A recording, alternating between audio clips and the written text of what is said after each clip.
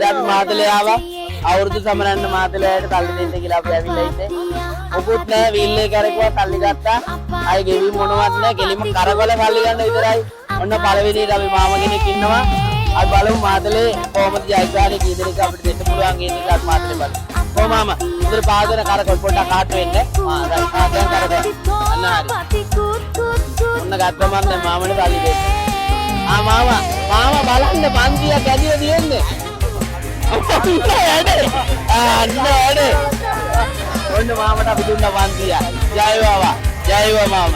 ජය වේවා. හරි. අර තක් වෙන්න පරම යන්න උඩ බෑ.